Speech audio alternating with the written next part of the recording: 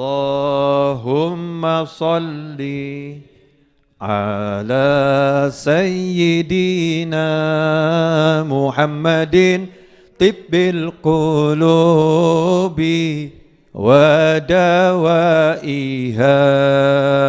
wa afiyatil abdani wa shifaiha wa nuril absari wa dhiyaiha wa ala alihi wa sahbihi wa sallim. Bismillahirrahmanirrahim. Alhamdulillahi rabbil alamin. Allahumma salli wa sallim ala sayyidina Muhammadin miftahi babi rahmatillah adada ma fi ilmillah. Salatan wa salaman daimaini bidawami mulkillah wa ala alihi wa sahbihi. Allahumma salli ala sayyidina Muhammadin salatan taftahu biha lana futuhal arifin wa tufaqihuna biha fid din wa ala alihi wa sahbihi. Assalamualaikum warahmatullahi wabarakatuh. Waalaikumsalam warahmatullahi wabarakatuh. Alhamdulillah, pemirsa dimanapun Anda berada, teman-teman santri yang berada di Ponpes Majlis Ar-Raudhah, kita bisa bertemu kembali untuk ngaji bareng kitab Al-Hikam. Dan insya Allah kali ini kita akan ngaji hikmah yang kedua. Mudah-mudahan apa yang kita pelajari ini diberkati oleh Allah Ta'ala. Kita diberi ilmu yang manfaat, ilmu yang bisa mengantarkan kita untuk berjumpa dengan baginda Muhammad sallallahu alaihi wasallam di dunia ini dan juga di surganya Allah Subhanahu wa taala. Amin Allahumma amin. Hikmah yang kedua ini tentang masalah saya kerja atau jadi ustadz ya. Saya kerja atau tak zikiran saja ya. Saya kerja atau jadi imam ya. Dan sebaliknya, saya ini tak nyantri terus ya, atau kerja saja ya. Saya baca Al-Quran terus, hidupnya begitu tiap hari, atau saya cari duit saja ya. Mana yang harus saya pilih? Mana yang harus saya pilih? Ini karena kalau enggak punya ilmu, salah bertindak, salah milih, maka pangkatnya bisa anjlok ya, turun drastis. Dari yang tadinya punya pangkat tinggi bisa turun sampai derajat yang paling rendah. Naudzubillah min dzalik. Insyaallah kita akan belajar dalam waktu kurang lebih 30 sampai 40 menit ya, mungkin bisa jadi lebih dari itu, wallahu a'lam. Kita akan baca dulu kalimat hikmahnya biar kita dapat barokah dari Syekh Ibn Athaillah Ahmad bin Muhammad Az-Zakandari rahimahullah. Amin Allahumma amin. Iradatuka tajrid ma'a iqamatillah iyyaka fil asbab minasyahwatil khafiyah wa iradatukal asbab ma'a iqamatillah iyyaka fit tajrid inhitatun anil himmatil aliyah. Iradatuka tajrid, keinginanmu untuk bertajrid.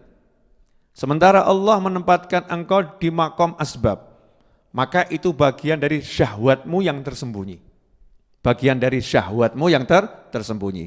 Sementara keinginanmu untuk menempuh sebab-sebab kehidupan duniawi, sarana-sarana bisnis, ya, maka itu akan menjadi kemerosotan yang sangat besar dari semangat yang tinggi kalau memang kamu berada di makomnya itu, makom tajrid.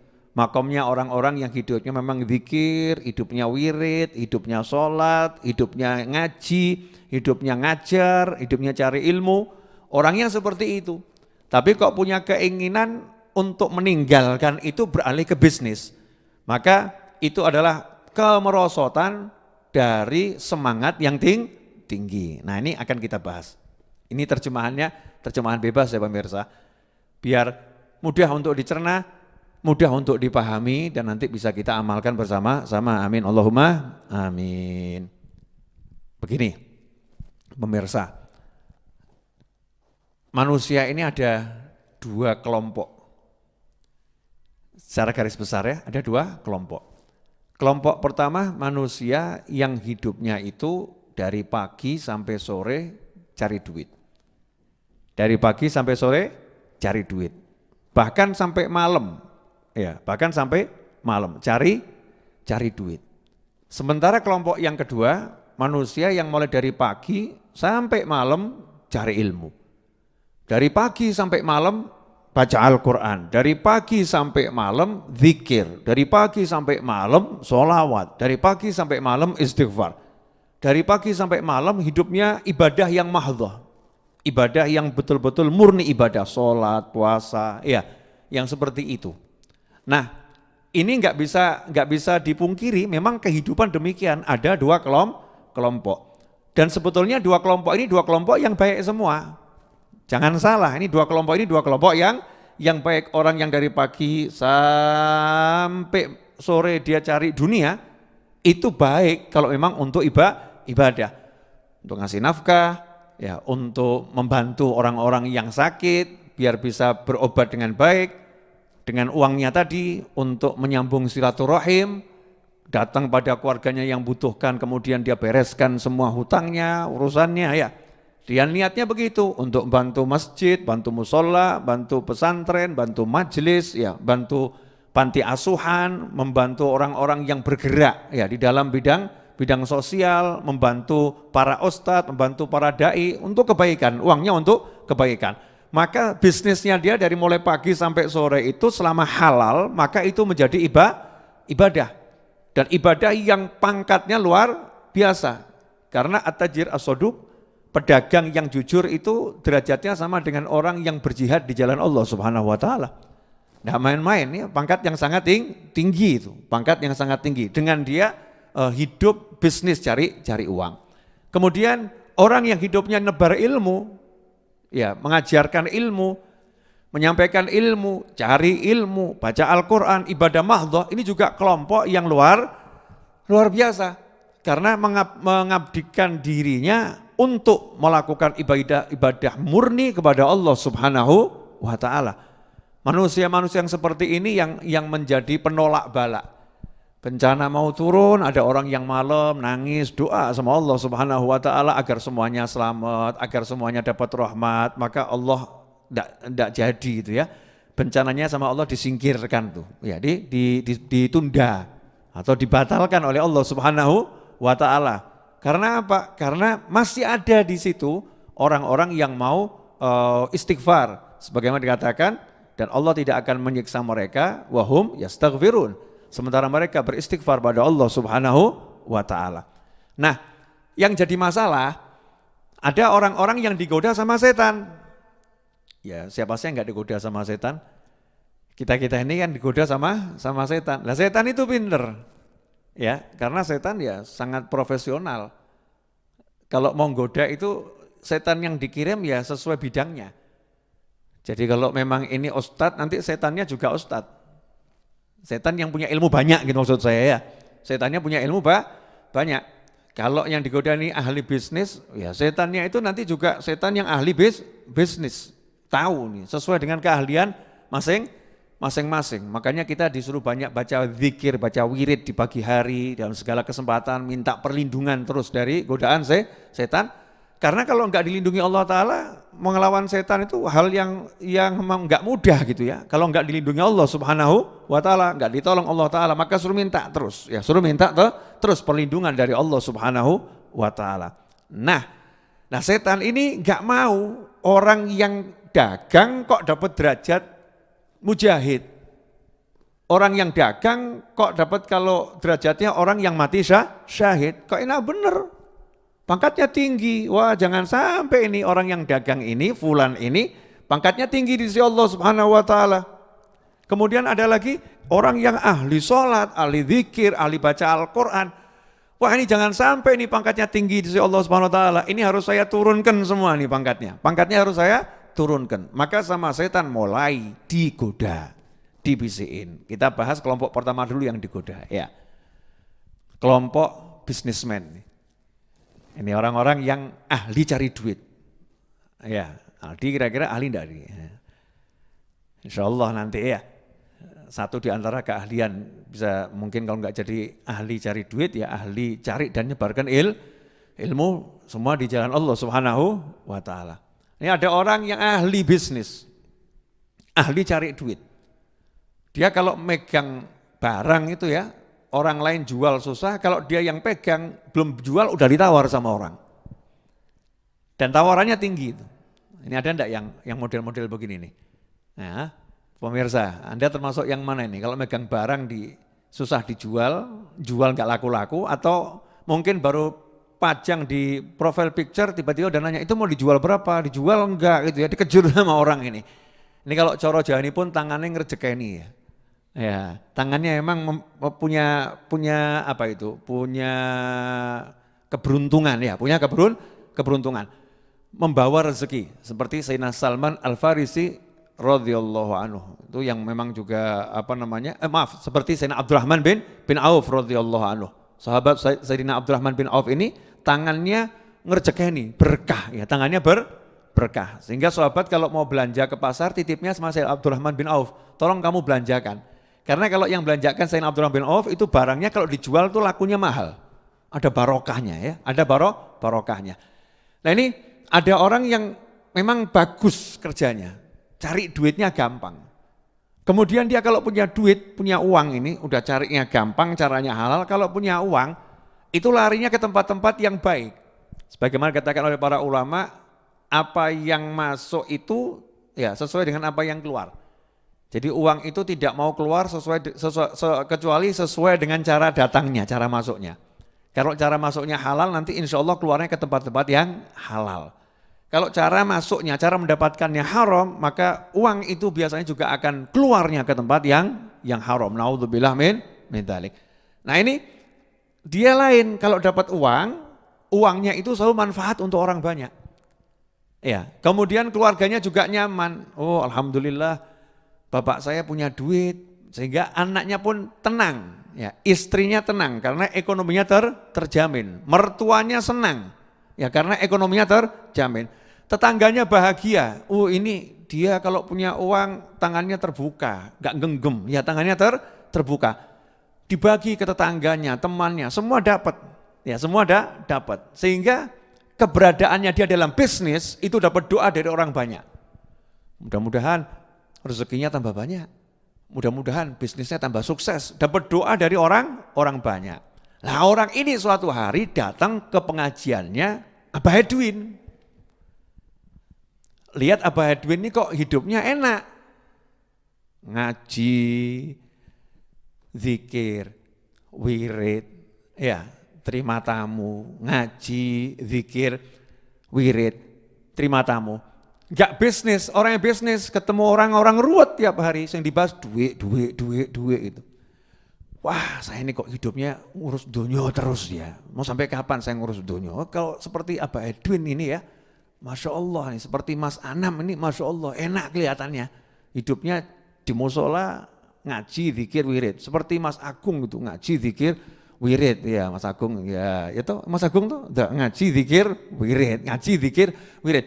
Kok enak? Nah ini pebisnis tadi akhirnya dibisiki sama setan.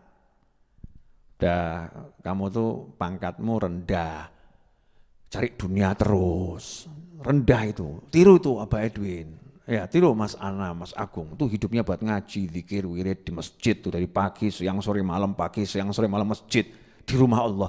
Kamu di rumahnya setan kamu, itu pasar tuh tempat kumpulnya setan, hidupmu tiap hari kumpul sama setan, udah saatnya kamu tinggalkan dunia, mau sampai kapan cari dunia?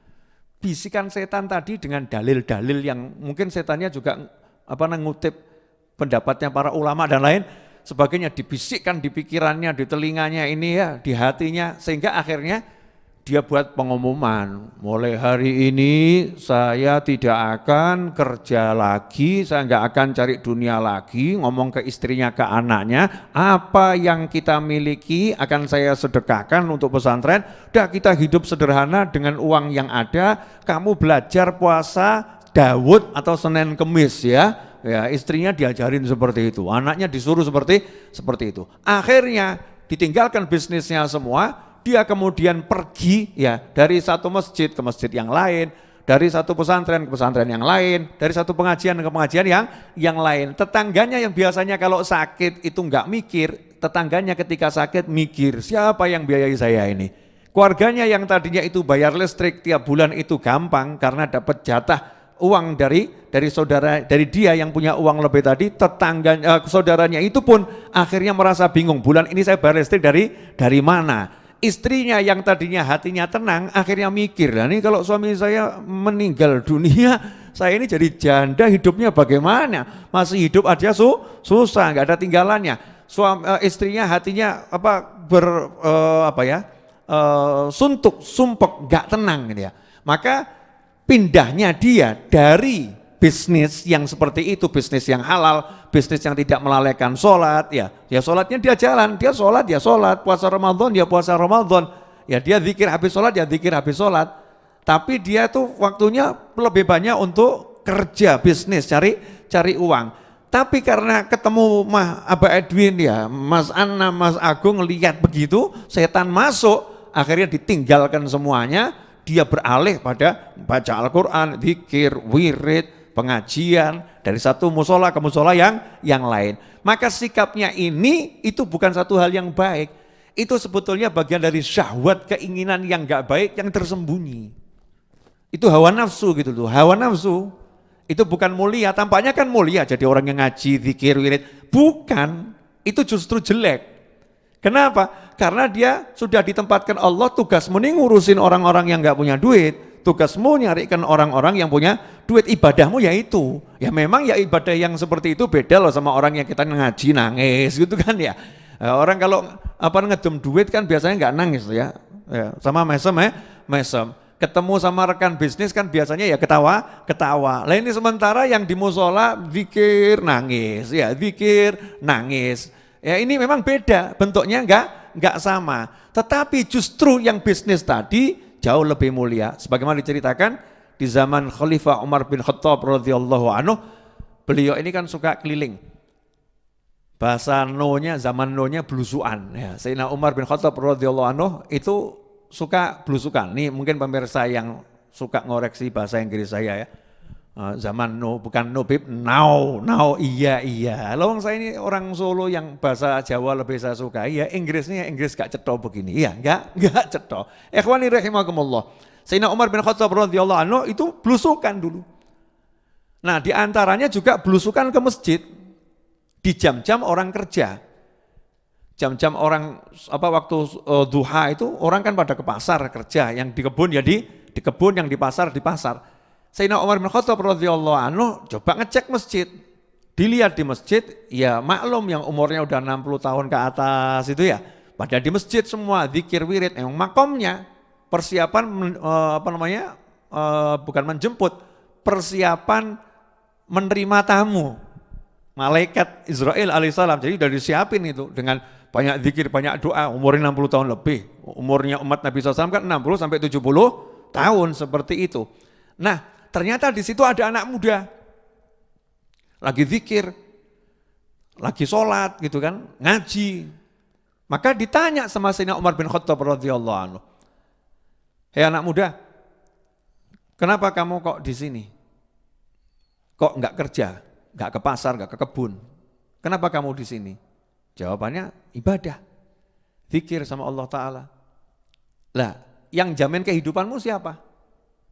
Kamu untuk makan dirimu ini, kamu ini kerjanya apa untuk penghidupan sehari-hari? Dijawab, enggak kerja. Nah, yang jamin siapa? Ada saudara kandung saya, itu yang dia memenuhi hajat-hajat saya, kebutuhan saya, dia yang suplai. Dia yang kerja, dia yang jamin saya. Maka kata Khalifah Umar bin Khattab radhiyallahu anhu, "Idzan akhuk a'bad minka." Kalau begitu, saudara kandungmu itu lebih ahli ibadah daripada kamu.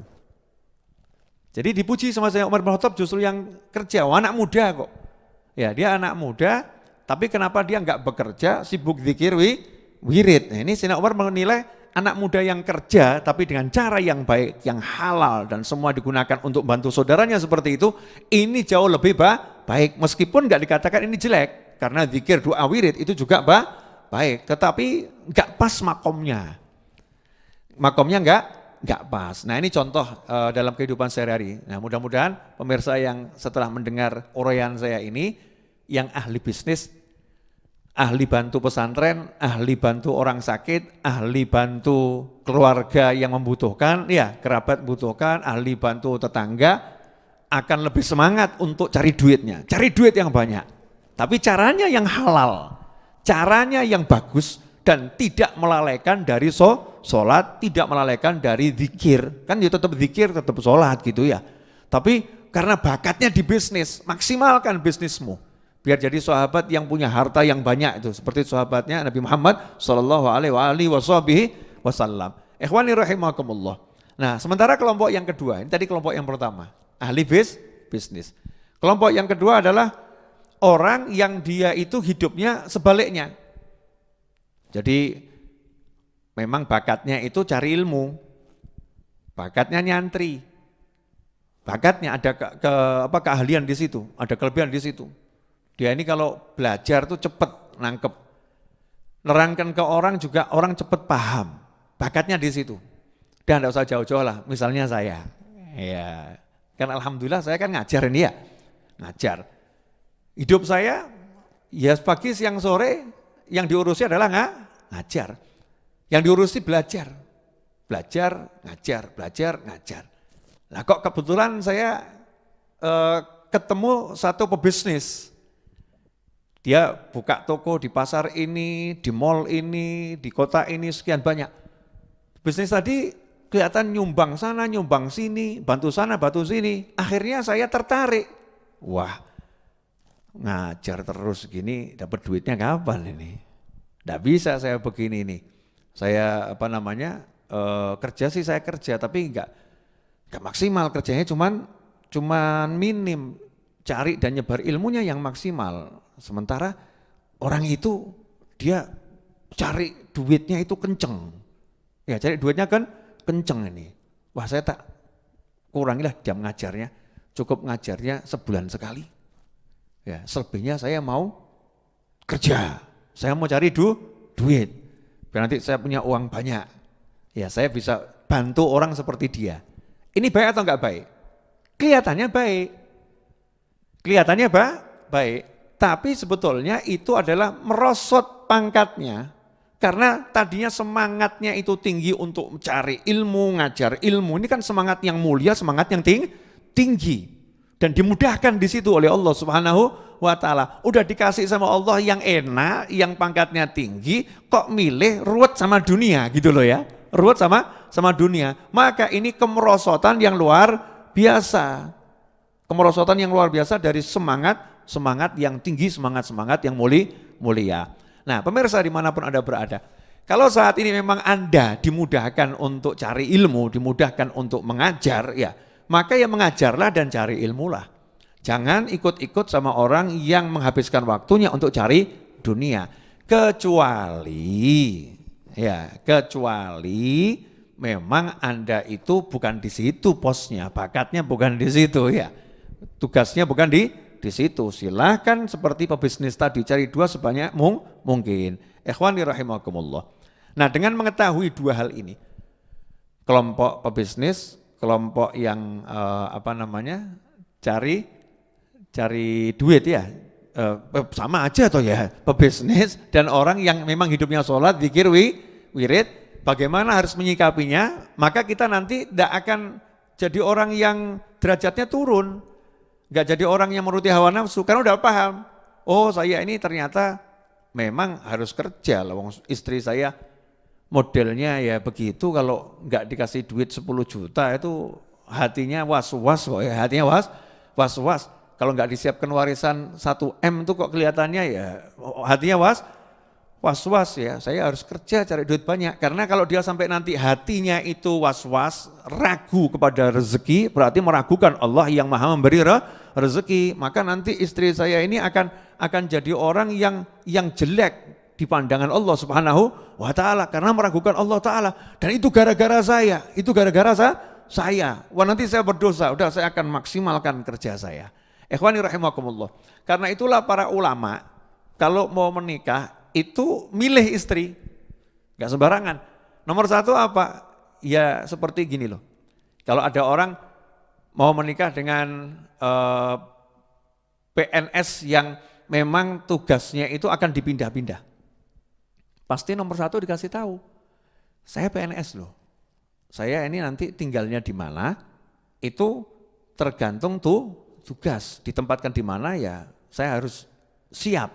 Lah kamu nanti kalau jadi istri saya siap enggak ditempatkan di tengah hutan gitu, kira-kira siap enggak? Nah kalau kamu enggak siap ya jangan. Walaupun kamu sangat mencintai saya sangat mencintai kamu, jangan seperti itu, enggak bisa. Kita nanti akan enggak bagus gitu ya. Tapi kalau kamu siap ya ayo, kan begitu. Nah para ulama ketika akan menikah juga cari orang-orang yang siap untuk diajak hidupnya hanya ngurusi akhirat, seakan-akan gitu kan ya.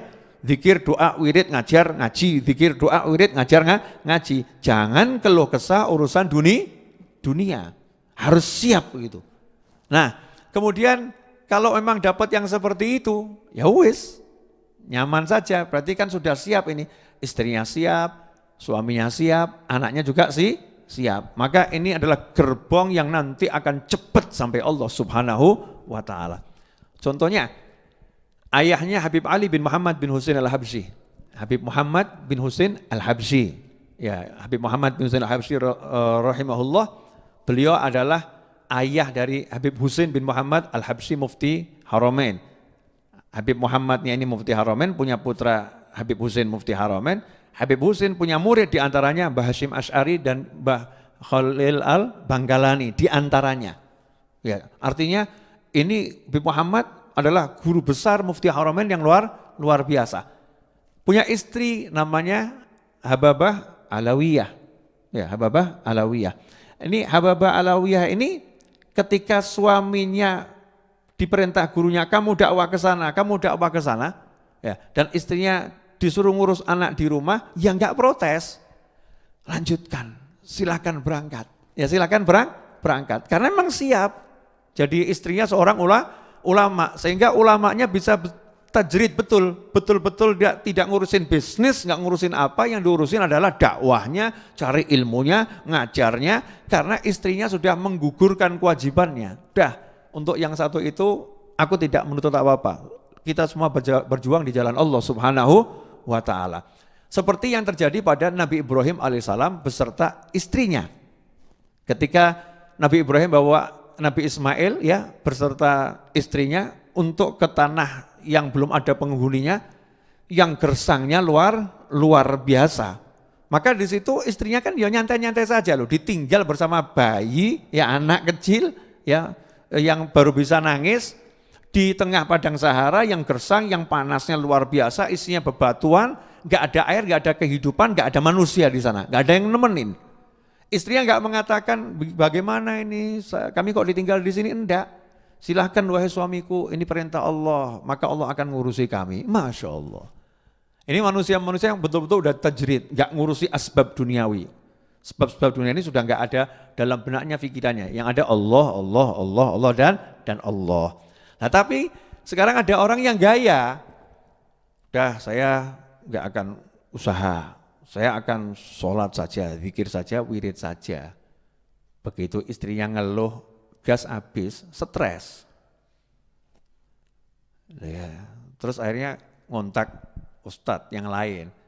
Itu sholawatnya udah saya baca kok rezeki nggak turun-turun ya, Masya Allah. Kelihatannya sholawatnya kurang mandi itu ya, kurang cespleng, kita beralih ke sholawat yang lain. Diajari sama ustadz yang lain ya, tambah ini istighfar, tambah istighfar. Istighfarnya udah saya kencengkan, tapi ini buat beli beras aja nggak dapat nih, gimana ini, Masya Allah. Nah ini model begini ini ya, ini termasuk orang yang pangkatnya anjlok gitu loh ya, pangkatnya anjlok. Dia mengira dengan zikir, doa, wiridnya dia yang banyak tadi itu, dia udah masuk kelompok wali-wali orang yang luar biasa. Sebetulnya enggak, dia jatuh dari semangat yang tinggi. Makanya kita hati-hati. Jangan gara-gara kemudian dipecat dari kantor ya, akhirnya pergi ke musola, duduk silo di situ cuman zikir, wirid. Itu hal yang baik zikir wiridnya, bukan enggak baik. Zikir, wirid. Nah, sementara temannya yang lain yang dipecat, cari kantor yang lain, cari kerja yang lain dan lain sebagainya. Dia putus asa, males. Dah saya tak jadi orang ahli ibadah saja ya. Ini bukan orang ahli ibadah, ini orang malas ibadah. Ibadahmu bukan 24 jam di masjid. Ibadahmu adalah cari nafkah untuk anak dan istrimu. Karena anakmu akan nangis, istrimu nggak kuat kalau disuruh hidup tanpa ada penghasilan. Nah ini kadang orang nggak bisa menempatkan makomnya, nggak bisa menempatkan dirinya. Kakek saya itu meninggal umur 93 tahun. Nama kakek saya Habib Ahmad bin Abdurrahman Al-Idrus, meninggal di Kudus. Umur 93 tahun meninggal kakek saya. Kakek saya itu sudah tidak bekerja sejak umur 60 tahun. Udah nggak bekerja, pensiun. Dulu kakek saya itu hakim untuk orang nikah atau orang mau mengajukan perceraian ya. Hakimnya dulu kakek saya. Ketika setelah pensiun ya enggak kerja. Ya enggak punya pekerjaan. Dan hidupnya ngurusin tamu. Tamu datang dan tamunya semua orang susah, orang melarat, orang mumet. Enak itu ya. Assalamualaikum Habib, iya saya barusan ditipu orang. Assalamualaikum Habib. Jadi ya memang nggak ada yang ditinggalkan, bodoh-bodoh susah. Udah kakek saya ini hidupnya emang sangat susah, tamunya modelnya susah-susah semua ini. Nah ketika saya duduk sama kakek saya, terus kakek saya itu membahas kitab Al-Hikam, kakek saya ngomong ke saya, nah kalau ini ya kakekmu ini sekarang sudah di makom tajrid. Umurnya 90 tahun waktu itu ngomong. Makom tajrid, kerja sudah enggak bisa. Bukan enggak mau, memang enggak bisa. Enggak bisanya karena satu usia, yang kedua ya karena ngurusin orang-orang yang butuh nasihat, butuh solusi. Ya dengan ilmu yang dimiliki kakek saya yang dititipkan Allah Ta'ala, beliau melayani masyarakat seperti itu. Kakekmu ini sekarang makomnya tajrid. Nah itu namanya makom tajrid, gak usah hati, pantasnya seperti orang-orang yang di makom kakek saya begitu. Enggak gampang-gampangan, oh saya makomnya sekarang tajrid, saya enggak akan cari duit, saya enggak akan usaha, udah saya akan duduk di musola, enggak. Almarhum Habib Anis, hidupnya ngajar, hidupnya belajar. Tetapi enggak pernah mengatakan saya di makom tajrid. Enggak, beliau buka toko.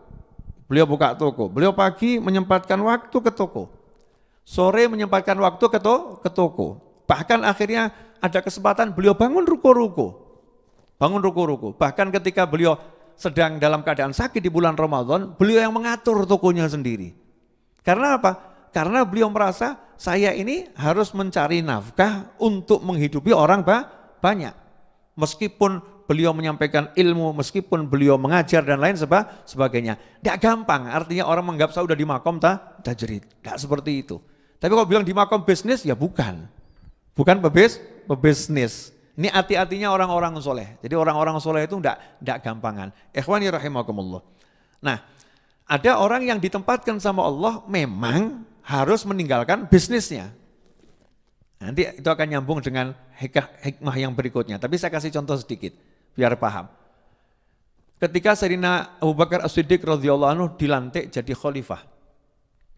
Sayyidina Abu Bakar As-Siddiq radhiyallahu anhu itu kerjanya jual beli pakaian di pasar. Tekstil tuh di antara pekerjaan Sayyidina Abu Bakar As-Siddiq radhiyallahu anhu. Dilantik jadi khalifah, itu besok paginya bawa kalau sekarang karung karung gitu dipikul. Di tengah jalan ketemu Sayyidina Umar bin Khattab radhiyallahu anhu. Kemudian ditanya sama Sayyidina Umar bin Khattab radhiyallahu anhu, "Itu yang kamu bawa apa?" "Dagangan saya." Presiden ini. Khalifah ini, presiden. "Dagangan saya." "Mau kemana?" "Ke pasar."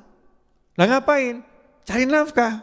"Kalau saya enggak ke pasar, enggak cari nafkah, bagaimana tanggung jawab saya ngasih nafkah kepada anak dan istri saya?" Sayyidina Umar bin Khattab radhiyallahu anhu kemudian mengatakan, enggak. Bawa pulang ini semua. Tugasmu adalah ngurus negara, ngurus masyarakat.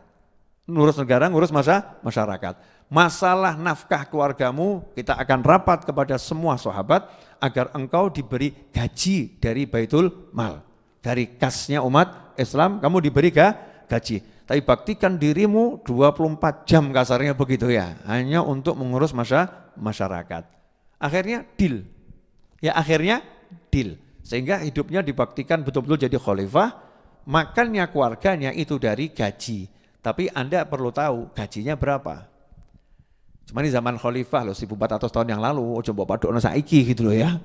Beda zaman ya, beda cara. Cuman kita melihat bagaimana hebatnya Khalifah Abu Bakar As-Siddiq radhiyallahu anhu. Itu gajinya hanya untuk kebutuhan makanan pokok. Makanan pokok itu setahun butuhnya berapa yang minim.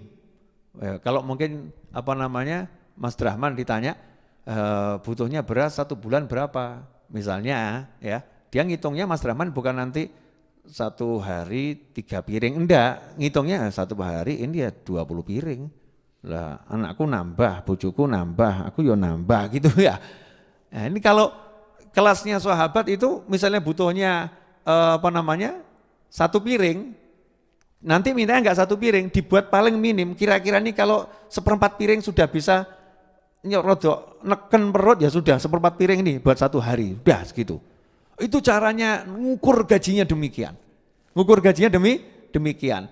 Nah ini beliau kemudian fokus pada ngurusi umat. Nah ini dipindah sama Allah Ta'ala dari makom yang tadinya bisnis, pindah ke makom ibadah yang namanya ibadah ngurus umat, ngurus negara. Ini yang mindah Allah Subhanahu wa Ta'ala. Nah nanti kita akan bahas pada hikmah yang berikut-berikutnya. Kalau dibahas sekarang tidak enak. Nah pemirsa dimanapun Anda berada, dari uraian yang sudah saya sampaikan kurang lebih 25 menit ini, maka kita bisa tahu. Ini ada, kadang-kadang kita ini anak muda, saya kan masih muda tuh ya. Anak muda kan merasanya, saya udah berada di makom tajrid, nggak perlu bisnis. Tapi ditagih utang bingung. Itu salah, makommu bukan makom tajrid berarti. Makommu ya memang makom cari duit, tapi ibadahnya yang banyak gitu. Ya, ada orang udah merasa saya ini di makomnya adalah makom bisnis. Saya nggak perlu ke musola, ke masjid, zikir wirid nggak perlu. Saya akan sedekah, ya sedekah dengan harta saya ini. Tapi sholatnya hilang, sholatnya keteteran. Ya, zikirnya nggak pernah, ngajinya nggak pernah. Itu bukan makom bisnis itu. Itu termasuk orang yang lalai dengan dunia. Yang di makom bisnis itu ya sholatnya jalan, zikirnya jalan, cuman presentasi cari duitnya itu lebih maksimal karena dia ada bakat di situ. Yang presentasenya itu ahli zikir, ahli wirid, makomnya itu makom tajrid, dia itu ya mungkin ada bagian di mana dia buka toko, buka kios, tapi nggak diurus loh, nggak dipikir gitu ya. Hidupnya fokus untuk ngurusi umat ya, untuk ibadah pada Allah Subhanahu wa Ta'ala, ibadah yang mahdhah. Makanya jangan sampai kita kena bisikan syaitan. Kalau emang kita seperti ini loh, ada orang kok dikasih kemudahan tugasnya jadi penderek Kiai Habib, Ustadz, penderek, abdi dalam tuh, kalau di keraton ada abdi dalam. Abdi dalam itu kan orangnya qanaah, dikasih apa ya diterima gitu kan ya. Ini ada orang yang ngabdi, melayani, khidmah sama ulama, sama ustadz, sama kiai, khidmah. Dimudahkan di situ, jadi hidupnya ya ngambilkan sandal, nyucikan pakaiannya, nganterkan kiainya, ustadznya, habibnya kalau pergi ditemani, ya. Di situ makannya sehari-hari ya dari sedikit gaji yang dapat dari Pak Yai, Pak Habib, Pak Ustadz itu. Dikasih mungkin beras, gula, ya minyak, untuk istri dan anaknya bisa makan, yang penting bisa makan. Tapi mau beli mobil nggak bisa dia. Mau beli rumah yang bagus nggak bisa. Dia mau punya motor yang terbaru nggak bisa. Akhirnya dia lihat, lah teman saya ini hidupnya kerja, dia dapat duit banyak, akhirnya dia bisa beli rumah. Lah kalau saya ini ikut Pak Yai, ikut Habib, ikut Ustadz, tuku rumah kapan nih? Belinya rumah kapan ini? Saya ini kalau terus ikut Habib Novel nih, beli motornya kapan ini? Misal begitu ya. Saya ini kalau ikut Ustadz Fulan terus ini saya bisa beli sawah yang besar kapan ini? Wah, gak bisa saya. Akhirnya dia tinggalkan ustadznya, kiainya, habibnya itu pindah ke pasar. Ya, bisnis. Ini bukan hal yang baik. Bukan hal yang baik. Ini adalah satu kesalahan yang gak disadari. Dan sementara kehidupan dunia itu cuman sebentar. Setelah itu is dead, pindah alamat. Alamatnya di mana? Kuburan, alam barzah. Hasil dari semua kesabaran, ketekunan kita di dunia ini, kita akan menikmatinya, betul-betul menikmati nanti ya di sono itu. Kalau di dunia ini kan cuma dikasih nikmat kontan sedikit saja, injip-injip. Nanti di sananya yang luar biasa. Nah sementara tadi sudah dikasih nikmat yang luar biasa, nggak mikir apa-apa, hidupnya enak, ya. Tapi ternyata dia tergoda oleh temannya yang dapat duit jauh lebih banyak, sehingga dia tinggalkan kenikmatan ini dan dia melihat itu tampaknya lebih nikmat. Ya, padahal dia lagi merosot derajatnya dari seakan-akan tajrid, ya, usaha mendekati tajrid tadi menuju bisnis. Nah ini hal yang salah, bukan yang benar. Jelas semuanya ya, insyaallah. Ini tidak akan saya panjangkan karena kalau dipanjangkan juga yang nerangkan pusing, yang dengarkan juga pusing, tapi kalau begini ya insya Allah paham. Nah saya punya satu kisah, boleh? Ya, ini rahasia saya yang saya share beberapa waktu lalu tapi mau saya ungkap lagi. Saya ini alhamdulillah kan ya dari keluarga yang secara ekonomi pas-pasan, mepet, dan juga bukan lagi mepet, pas-pasan pol lah. Ayah saya, ibu saya, kakek saya seperti itu. Saya anak tertua dari ibu saya. Ya, saya punya kakak lain ibu ada di Jakarta ya, ada di Jakarta. Tapi dari ibu saya anak yang tertua. Subhanallah, setelah saya lulus SMA kemudian saya ke pondok pesantren, 6 bulan di pondok pesantren, saya keluar dari pondok pesantren juga diizinkan guru saya, ya cukup kamu belajar pulanglah, kamu dapat ilmu yang barokah. Nah waktu itu saya ikut ngaji bersama almarhum Habib Anis tiap hari gitu. Tiap hari ikut ngaji, belajar terus. Nah kemudian ada yang ngomongin saya, kamu nih anak gak bekti sama orang tua, kamu nih anak gak ngurus orang tua, atau orang tuanya ini mengharapkan kamu sebagai anak yang tertua kok. Tambah kamu hidupnya rumah masjid gitu ya. Gak mau fokus cari duit, gak mau kerja, gak mau bantu orang tua. Saya jadi anak ya waktu itu ya ngeluh, maksudnya ngeluh, aku ini bener apa salah? Saya ini bener apa salah? Nah disitulah kita perlu nanya sama orang yang paham.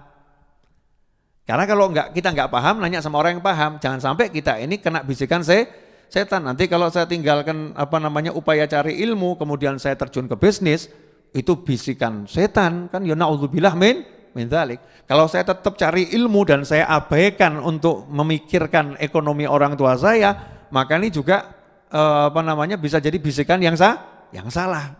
Saya tidak tahu mana yang benar. Maka saya nanya. Berangkatlah saya ke Pasuruan. Ya, kan saya dulu mondok di Pasuruan. Ke Pasuruan silaturahim sama salah satu guru saya. Begitu sampai rumah guru saya, ini rahasia loh ya, jangan di-share. Sampai rumah guru saya itu ba'dal maghrib. Ada tamu di situ lagian. Jadi saya nunggu dulu, tamunya pulang terus saya duduk. Saya tuh cuma punya satu pertanyaan, mau nanya. Saya bagusnya ini melanjutkan belajar di tempat Habib Anis, belajar terus. Nanti saja saya cari duitnya nanti gitu. Karena ini usia saya juga lagi usia belajar, atau ini sudah cukup. Saya tak fokusnya cari duit walaupun saya tetap belajar. Itu di hati saya. Dari Solo tuh niatnya cuma mau nanya itu. Begitu duduk, salah satu guru saya yang ada di Pasuruan itu ngomongin begini. Noval, itu tahu Fulan? Ya Ustadz, itu hidupnya ngajar terus. Sekarang kaya raya dia. Tahu enggak kenapa? Enggak tahu Ustadz. Allah kirimkan burung walet ke rumahnya. Rumahnya jadi sarang burung walet. Sehingga dia ngajar terus dan jadi pedagang walet. Enggak pakai susah payah. Tahu enggak Fulan? Diceritakan orang-orang yang hidupnya ngajar tiba-tiba sugih. Waduh, ini jawabannya kok gini kok ya. Cara jawabnya itu bukan kamu itu. Saya masih kurang mantap. Kenapa saya nanya ke Pasuruan kok gak nanya Habib Anis? Saya tuh gak berani nanya sama guru saya. Nanya sama Habib Anis itu saya gak berani. Karena wibawanya buat saya luar biasa. Tapi karena ini udah gejolaknya semakin kuat, maka balik ke Solo, saya yang gak pernah nanya apapun pada Habib Anis itu, akhirnya saya beranikan saya mau nanya. Saya masih ingat betul tuh, habis sholat maghrib, habis beliau baca Quran, kita kan tadarus tuh ya, beliau baca Al-Quran biasanya dapat 1 hizib, kemudian beliau bangun, masuk ke rumah untuk sholat sunnah awabin, akhirnya saya beranikan, saya cegat, saya hadang, saya sapa, Habib maaf mau nanya, itu jantung sama jedung gitu ya, mau nanya, senyum beliau senyum, kemudian ngajak saya duduk di ruangan memang untuk belajar mengajar tuh ya, di Zawiyah Masjid Riyadh. Beliau duduk, lah ketika mau duduk itu bukan senyum, setengah ketawa, terus ngomong sama saya, Noval, kamu kalau belajar di sini, ikut pengajian di sini ya, lebih saya dukung. Nah sekarang mau nanya apa? Nah, terus takut apa aku tuh ya? Belum nanya udah dijawab. Akhirnya saya bilang ngarang soal tiba-tiba, soal apa cek nih? Oh, hendak mau naik masalah ini. Ya, dijawab juga sama beliau. Ya ini jawabannya begini. Udah ya saya lagi dipanggil di dalam, maaf. Ada yang manggil, ada yang ngetuk pintu. Saya lagi dipanggil nih di dalam. Ya, nanti kalau kurang jelas nanya lagi. Udah jelas Bib. Beliau masuk gitu ya. Nah akhirnya di situ saya mantep, berarti memang makom saya adalah belajar ya. Makomnya belajar. Sehingga sampai sekarang ya saya belajar dan mengajar. Memang di situ. Ya mudah-mudahan istiqomah nggak dipindah gitu ya, nggak dipindah gitu. Kecuali memang kalau Allah memindahkan tiba-tiba Habib Novel sudah sekarang ngajarnya dikit saja, sekarang jadi pebisnis, Allah yang memindahkan. Ya itu Allah memindahkan ya harus dituruti, bukan kemauan kita. Nah kalau kita nggak paham, kita bagusnya di mana? Nanya sama orang yang paham. Sebaliknya ada satu adik kelas saya datang ke Habib Anis almarhum, datang ya, nanya, semangat ini pengen belajar ke ke luar negeri, ke pondok pesantren di luar negeri. Habib, saya ini semangat mau belajar di ponpes di luar negeri sana. Habib Anis jawabannya beda, senyum. Kalau kamu bagusnya lanjutkan kuliahmu. Karena dilihat memang bakatnya di bisnis, jadi disuruh belajar untuk jadi pebisnis yang nanti hebat. Yang ini memang bakatnya, ini kelihatan nih anak bakatnya memang cari ilmu dan ngajar, ya biar di situ. Nah kita ini bakatnya di mana? Yang tahu adalah orang yang paham hati, ahli qulub, yang hati yang bersih ya, dan orang yang berpengalaman. Nah karena itu jangan sembarangan kita mengatakan, dah saya sekarang bagusnya tidak usah kerja saja, saya tak jadi santri dari satu masjid ke masjid yang lain. Bisa jadi itu kemalasan itu. Ya itu bisikan setan dari sifat malas kita anggap kemuliaan. Naudzubillah min dzalik. Makanya hati-hati. Paling tidak kita ambil sikap yang paling sederhana itu, ya kamu kerja, jangan sampai melalaikan ibadah gitu. Yang cari ilmu gitu ya kamu belajarlah bekerja, ya sekedar ngikutin sunnah, bahwasanya orang itu mencari nafkah untuk dirinya sendiri, ya bukan seperti pengangguran gitu. Sekarang kan banyak hal-hal yang bekerja dibuat mudah ya, yang online dan lain sebagainya. Tapi bukan jadi pokok, hanya sekedar kewajiban dan sunnah. Hakadza ulafu minkum. Mudah-mudahan kisah saya tadi tidak di-share. Ya, mudah-mudahan cerita tadi itu enggak di-share, tapi itu pengalaman yang menarik. Jazakumullah khairan wa'alafu minkum. Insyaallah kita sambung pada episode berikutnya di lain waktu dalam keadaan yang jauh lebih baik. Dan mari kita bacakan Al-Fatihah untuk almarhum Al-Habib Ali bin Abdurrahman As-Segaf dan juga Syekh Ali Jabir, kemudian Habib Ja'far bin Muhammad Al-Kaf, Habib Hasan bin Muhammad bin Hud As-Segaf, dan untuk ulama-ulama kita yang belum lama meninggal dunia, Kiai Najib dan lain sebagainya, para kiai yang belum lama meninggal dunia, mudah-mudahan semuanya oleh Allah Ta'ala dipertemukan dengan baginda Muhammad SAW, dilipat gandakan pahalanya, diletakkan di surganya Allah Ta'ala, dan semua kekurangan dan kesalahannya diampuni oleh Allah Subhanahu Wa Ta'ala.